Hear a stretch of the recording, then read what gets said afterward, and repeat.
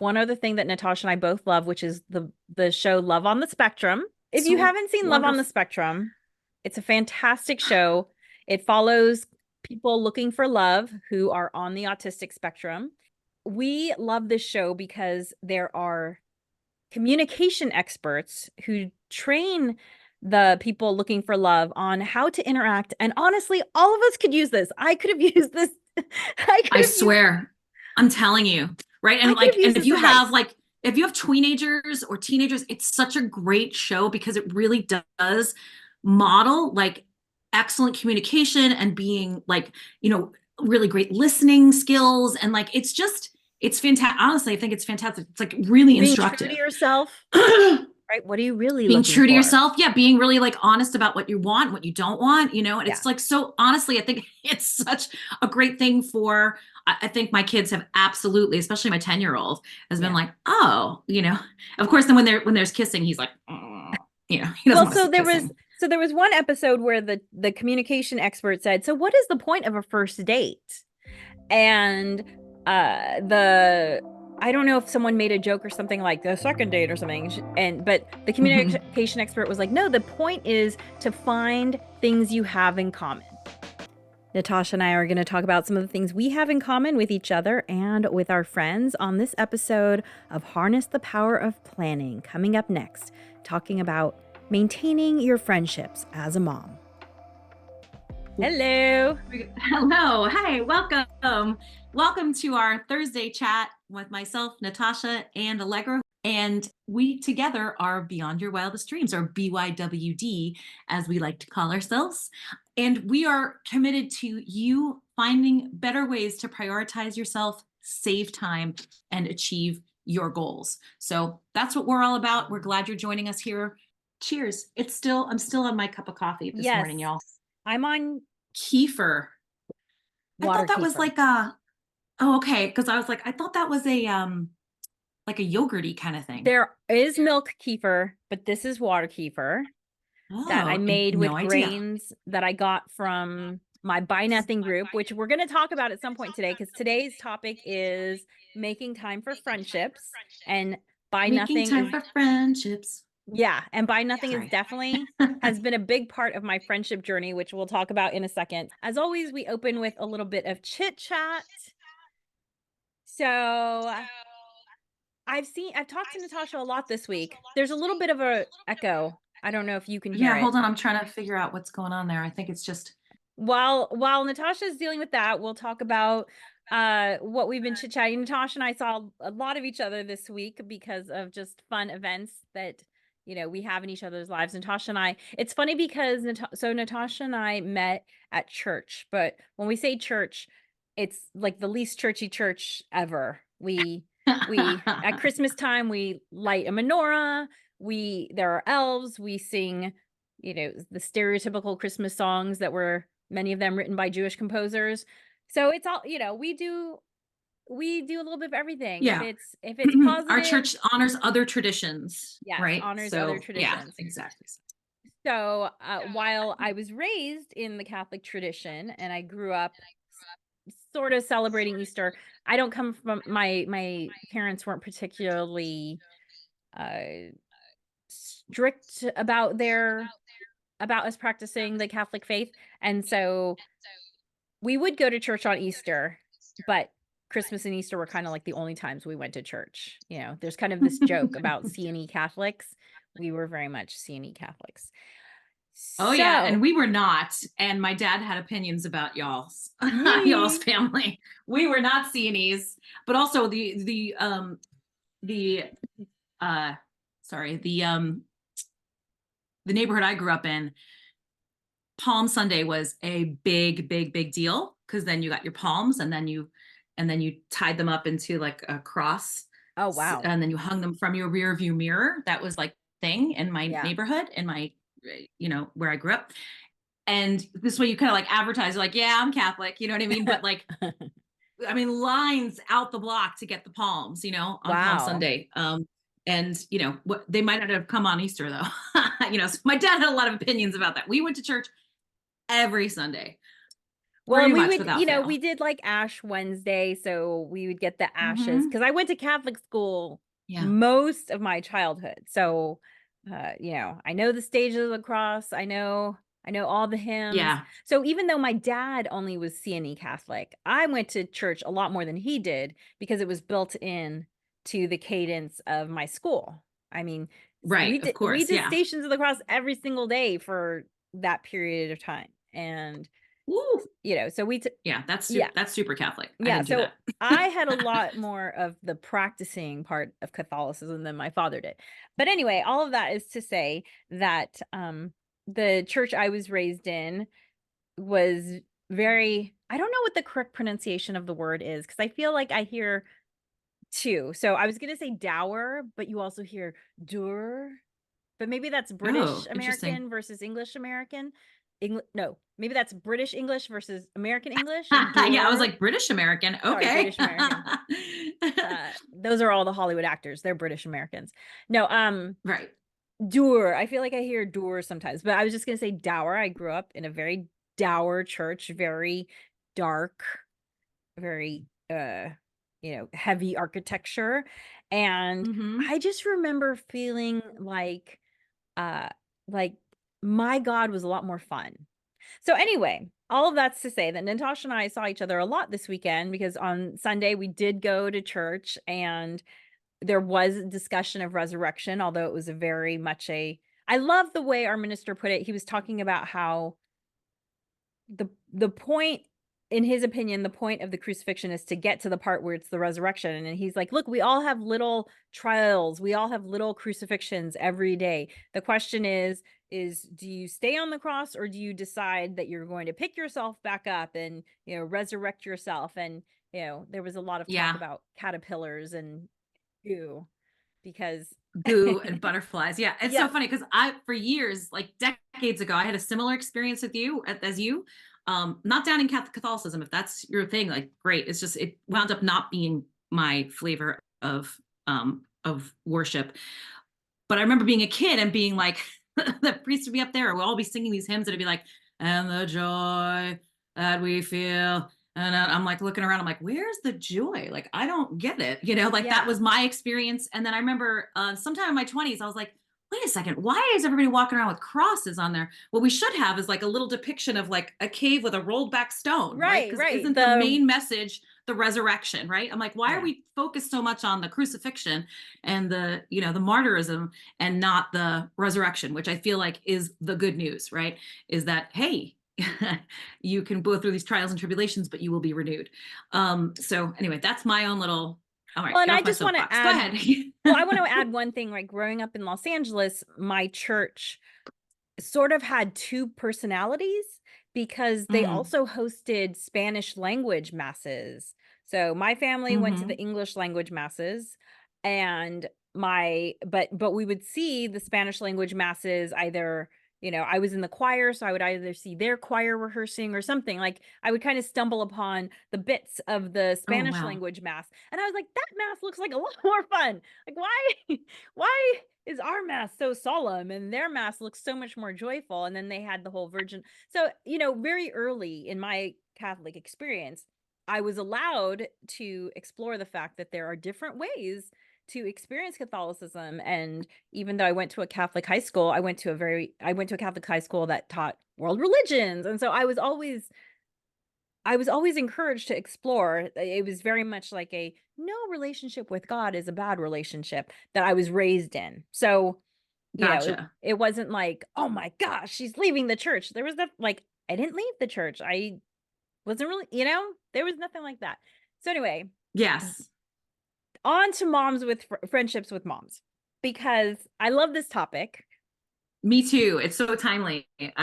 Yes, because I had this almost exact conversation with a friend of mine yesterday. Go on. Oh, okay. Mhm. Can't wait to hear. Yeah, we'll get into it. Hmm. Well, so it can be challenging to find ways to maintain your friendships. I think all of us have the experience where we become really good friends with parents of our children's friends because those Yes. are the people we're seeing either at drop off or pick up or Right. play date, for me at homeschooling park days, whatever the case may be. And that's Hmm. great. Totally. But But the one drawback about having friends only through school is sometimes they don't live near you, right? Mm-hmm. The children might reside far away, and the school is the thing that brings them together, or the park day is the thing that Right. brings them together. And so it can be Right. hard to socialize with those people on a regular basis. And this is Mm-hmm. where the Buy Nothing group comes up for me. Comes in. Yeah. Mm-hmm. Yes, because if you haven't heard us talk about Buy Nothing before, we're both members of our local Buy Nothing groups. And if you don't know what Buy Nothing is, it's something that was started about a little over a decade ago by two moms in Washington who were just kind of like, God, I have so much kid stuff. How can I share this abundance so it doesn't end up, in the landfill or the trash or whatever? And so they Mm-hmm. started a neighborhood group. And the whole thing is that it's a quote unquote gifting economy. So the whole thing is that there's no transaction. It's not bartering. It's not any sort of Mm-hmm. keeping track. It's literally, hey, I have this candle to gift and it's only half full, but maybe someone will like it because it's not a scent I like. And hey, guess what? There's going to be someone who wants that candle, likely, if you have an active group. And someone will just Yeah, say, it's like, amazing. I'd love that candle. And then you give them that candle and that's it. There's no like, you'll get me back next time. It's literally just gifting and asking. For instance, I could say, hey, I'd love a candle. Happy to use up any you don't have. Someone actually does. People regularly do this for coffee. Like, hey, all those coffee bags where you started it and you didn't really like it? I'm happy to take them. And this person gets deluged with bags. I, you know, Fantastic. That's awesome. I've got a few for her. Let me yeah, know. yeah, Because I'm like, yeah. yeah. But Yeah, it's amazing. The story that always gets me that you had told me about somebody was like, we got this huge birthday cake. We only ate like a quarter of it. Who wants birthday cake? And somebody came and took the rest of that birthday cake because that would have gone in the trash, right? Or maybe the exactly, compost bin. But even so, like some other families, like that's a good birthday cake. I'll eat that. You know what I mean? There's nothing absolutely, wrong with that cake. Yeah, it's amazing. Your group is amazingly active. Mine's not as active. But I'm still so grateful every time somebody comes to take something that I probably would have given to Goodwill. And I don't know if you've, like Goodwill is deluged. We use deluge again, uh, with at least our local one, so much so that like they can't even keep up with it, and sometimes the stuff still winds up in a in the landfill. trash. You Yeah, know, right? Exactly. And so yes, they sell it, and some family will be able to get that pair of jeans or whatever for $2 instead of buying a new one. So that's great, right? But for me, this is even better because it's like it's going directly to a family that I know is going to use it. They're gonna, to me, that's really valuable. absolutely. I love it. So Yeah. how does that lead to friendships? Well, the way it leads to friendships is that gifts don't have to be physical things. So at some point, someone said, hey, I'd love to do more hiking. So this is an ask of time, right? So they're saying, hey, Mm-hmm. I'm asking for a gift of time from someone who wants to join me hiking. And so out of that grew this group of us who like to hike. And so if you follow my personal Instagram, you see me doing a sunrise hike every Thursday. And all of those ladies, sometimes there's a gentleman or two, all of those people are friends from the Buy Nothing group. And then that same group, we sort of started saying, like, oh, well, I also like to do tennis, or I like to do pottery, and so then we started to find other similarities once we started chit chatting and finding other ways to spend time together. And so I'm going to bring up one other thing that Natasha and I both love, which is the show Love on the Spectrum. If you So haven't seen Love on the wonderful. Spectrum, it's a fantastic show. It follows people looking for love who are on the autistic spectrum. We love this show because there are communication experts who train the people looking for love on how to interact. And honestly, all of us could use this. I could have used this. I swear, I'm telling you, right? I And could have like, used and this advice. if you have teenagers or teenagers, it's such a great show because it really does model like excellent communication and being like, really great listening skills. And like, it's fantastic. Honestly, I think it's fantastic. It's like really Being true to instructive. yourself, right? What are you really Being looking true to for? yourself, yeah, being really like honest about what you want, what you don't want, and Yeah. it's like, so honestly, I think it's such a great thing for, I think my kids have absolutely, especially my 10-year-old has been Yeah. like, oh, of course, then when there's kissing, he's like, "Mm," he doesn't Well, want to see kissing. So there was one episode where the communication expert said, "So what is the point of a first date?" And the I don't know if someone made a joke or something like the second date or something. But the Mhm. communication expert was like, "No, the point is to find things you have in common." And that's sort of the same thing with friends. So this friend group, we've kind of Mhm. started, having splintering into, like, I like to do pottery, I like to do tennis, I like to discover new places to have coffee, and we've invited in new people. And so the Buy Nothing group has really, because it's so local, it's a wonderful way for me to socialize with adults in a regular way that is easy, because Natasha lives too far for me to get together with on a daily basis. Many Mhm. of my closest friends actually live out of state. And so to find women and men that I have things in common with who are local has been such a blessing. Yeah, it is amazing, honestly, that you and the conversation I had with my friend yesterday is somebody that I've used as an example in our workshops, and I might have talked about it here as well. That she and I have this regular mani pedi date that we do. We try to do it like once every 6 to 8 weeks. It doesn't sound like a lot, but man, honestly, months and months and months could go by because Mhm. she lives 20 minutes away too. It's not, and that doesn't sound like a long drive. It isn't. But when you talk about, like, we have very different schedules and that kind of thing, so it's hard, right, to kind of nail down a time. So we finally fine-tuned it. We tried to do it. We was like, oh, we'll do it every month. Okay, that's okay, every 2 months. And we were like not getting it done, and maybe we did it once or twice a year, right, until Mhm. we figured out our formula, which is not only putting it in each other's calendars, but also making the appointment before we left the nail place for the next time. Okay, so that works really well for us, right? So with this same friend, because of scheduling conflict or whatever, we had to cancel our nail appointment yesterday, but we still got together for coffee, right? Because I was like, I still want to see you, girl. Cause like, that's the main point. The main point isn't necessarily our nails. Like, Right. we're like, whatever, we can paint our own nails. That's just a little extra self-care. But one of the things we talked about is like being now in this area of like, we're not doing preschools. We're not doing as many, our kids are in middle school, the older ones. We're not doing those drop off pickups where you kind of like socialize with people, and maybe if you have time you get coffee after or something like that, where you have like this kind of, and it revolves around your kids and their school. Mhm. um all of a sudden she's like, I find, like, even though I have friends, she's like, I don't have a lot of opportunities to get together with people on the regular, right? So, and she's Allegra and I are both in this soccer team, which I absolutely love. That for me, it's a great way to socialize with other women my age, like minded. We like to play sports, blah blah blah. Because of an injury, I didn't play as much this season, but I love that, right? And this friend of mine has some physical limitations, so I was just like, she's not going to join soccer. She's not Right, a right. hiker. You know what I mean? Like, so we were just talking about what are some other ways that we can kind of at least kind of try to establish some type of regular kind of socializing, right? She and I have that going on, but she's like, you're kind of like the only person I see outside of my family, aside from like some neighbors and stuff like that occasionally. So, and I suggested some other things too, because I really want to start playing badminton too, which I will get to, but she's, again, not a sports person, right?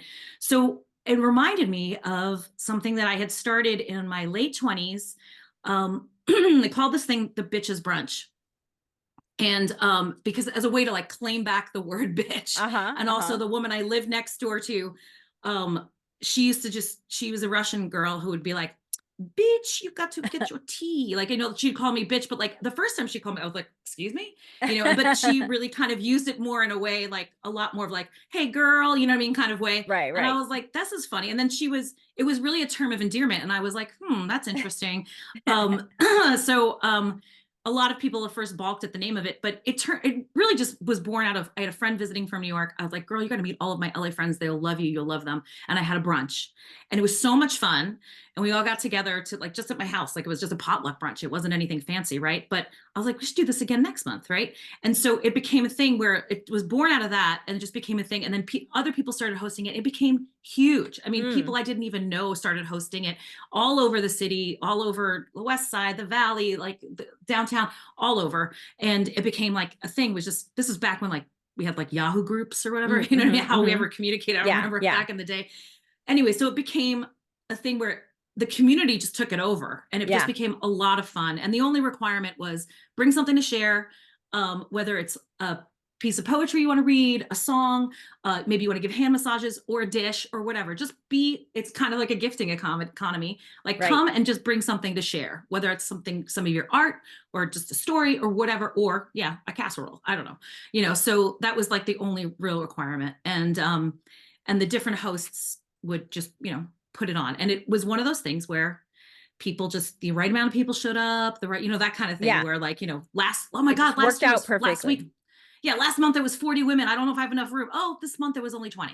That kind Right, of thing, right. right? So I was talking to my friend Meredith, who had been there from the Genesis. She was at the original brunch. And she's like, yes, we got to do something like that again. So I bring this up because we're probably going to start some older lady version of this. And by the way, we had women of all ages in the brunch, by the way. It's just that I was in my late 20s when I started it. And now I'm in my late 40s and it's time to resurrect the brunch somehow. And so just throwing out, there's lots of different ways to create community. And Mhm. when you create the community tells you what it needs, right? Like the example that Allegra gave, like, hey, yes, I'm taking a birthday cake from you, or I'm getting a candle from you, but wait a second, what about getting together? Oh, okay, I Mhm. really like hiking. What about pottery? What about the, like, and so Yeah, the community takes it over, right? The yeah, community pulls forth what it needs from you, yeah. or what it needs from itself, I suppose. And that there's community in unlikely places, I think too. I think the only real requirement is like showing up Yeah, I mean, a and couple being in communication. and like another example, I used to be a group of friends and we all like doing crafts. And so once a month, one of us would host all the others and do the craft of that person's choice. So sometimes we'd be making candles, sometimes we'd be pressing flowers. One time we tiled someone's kitchen floor as our craft. It was kind of like That sounds a, so fun. yeah, it's kind of like a fun that barn sounds raising, you that know? sounds super fun to me.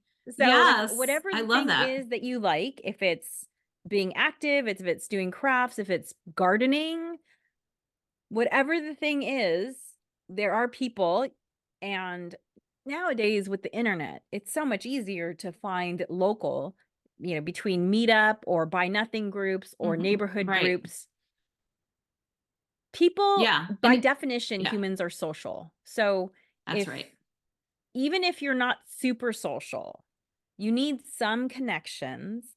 And maybe, like me, some of your oldest friends no longer live in the area. Go out and find ways to, like Love on the Spectrum says, it's all about just finding people who have similar interests to you. So, Hmm. like as you've probably heard me talk, I do stand-up comedy, but I love watching stand-up comedy. And so I have a couple of friends that I started a chat with called the Ha Ha. It's also related to Buy Nothing because I said to them, sometimes I go to comedy shows by myself because my partner can't always go with me. And so I'll just let them know, like, hey, I'm going. Do you want to come? Because it's always last minute. So they have to be near me so that they can go. And Hmm. so it's the Buy Nothing haha comedy chat. And, I was like, hey, I get to share the drive, I get to share the cost of gas, and I have someone who, is gonna laugh with me. And so that's been great. Right. It's super fun. Yeah, I mean, like, I think book clubs fill this Mm-hmm. void a lot. Yes. You do have to do homework, you have to read, which is not necessarily a bad thing. I love books. See, I used to belong to a I'm book not in a club. book club.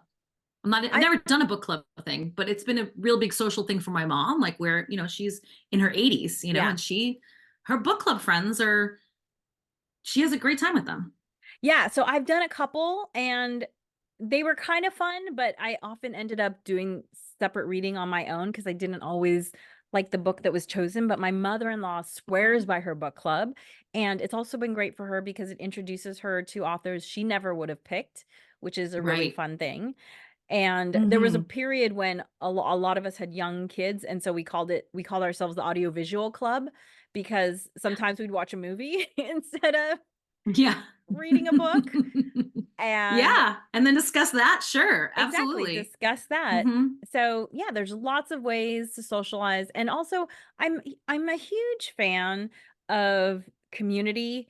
If you've ever read any Simon Sinek, then you know that he describes a leader as the leader is not the person at the top of the hierarchy. His definition of a leader is the person who's looking out for the person to their left and to the right. And I like to think of that in terms of your neighborhood too. Like if all of us looked out for our neighbors to the left and to the right, then everyone would be looked out for. Twice, Hmm. actually. Everyone would Hmm. be looked out Yeah. for. Right. Exactly. Yeah. And so I've always been really active in helping to organize my neighborhood, and I've kind of passed the baton to a younger guy in our neighborhood who wants to do even more.